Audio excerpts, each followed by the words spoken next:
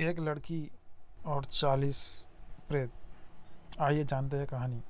ये कहानी मेरे खुद के अनुभव की है और ये जिस लड़की को ये ऊपरी हवा की बाधा हुई थी इसे मैंने ही ठीक किया था। तो आइए आगे बढ़ते हैं कहानी में। पहले तो मैं अपने बारे में बताना चाहता हूँ कि मैं एक साधक हूँ और मेरा ये काम है कि किसी को ऊपरी बाधा होती है तो मैं उसका उतारा करता हूँ।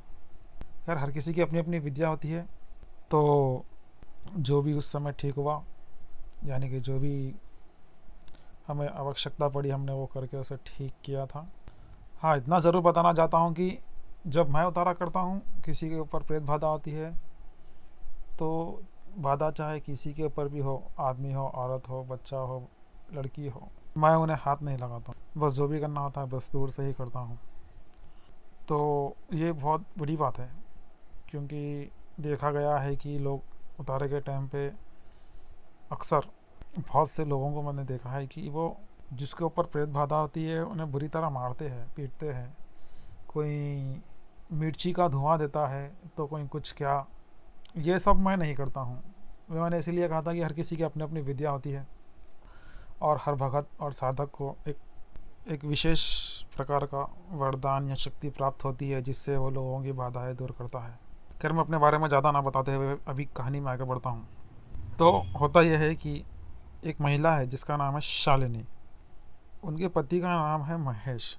होता यह है कि महेश को देर रात तक अपने दोस्तों के साथ ड्रिंक करने की आदत थी, यानी कि वो बहुत देर तक घर नहीं आते थे। एक रात जब बहुत देर हो गई तो शालिनी अपने पति को ढूंढने के लिए घर के बाहर जाती है।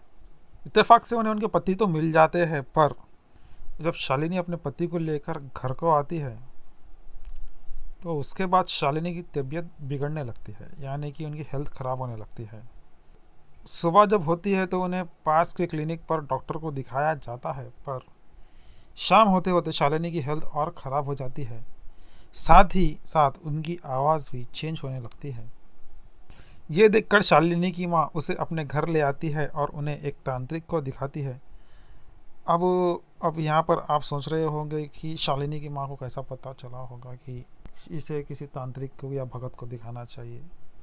अब ये तो मैं नहीं बता सकता, मगर जब आवाज़ चेंज होती है और बड़े लोगों को इसका तजुर्बा है जो ये चीज़ पर विश्वास करते हैं, तो उन्हें इसके लक्षण पता होते हैं कि क्या है या क्या नहीं है या किसे बताना चाहिए।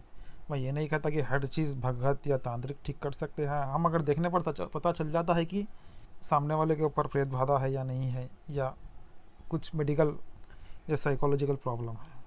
खैर कहानी में आगे बढ़ते हैं।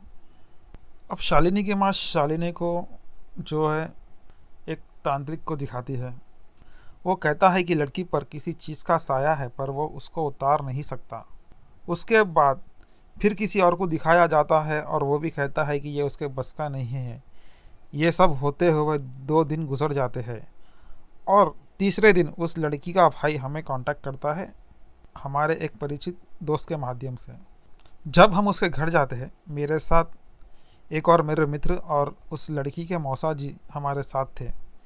जब हम उस लड़की के पास गए और जब उसे देखा और जब उसका उतारा करने की प्रक्रिया शुरू की, तो एक के बाद एक टोटल 40 प्रेत आते हैं और पूछने पर अपना नाम भी बताते हैं और ये सब बताते हैं कि वो किस तरह उसके ऊपर हावी हुए जब वो अपने पति को ढूंढ रही थी। उस वक्त रात के अंधेरे में जब वो जा रही थी तब उसके ऊपर ये सब चीज़ों का हुआ।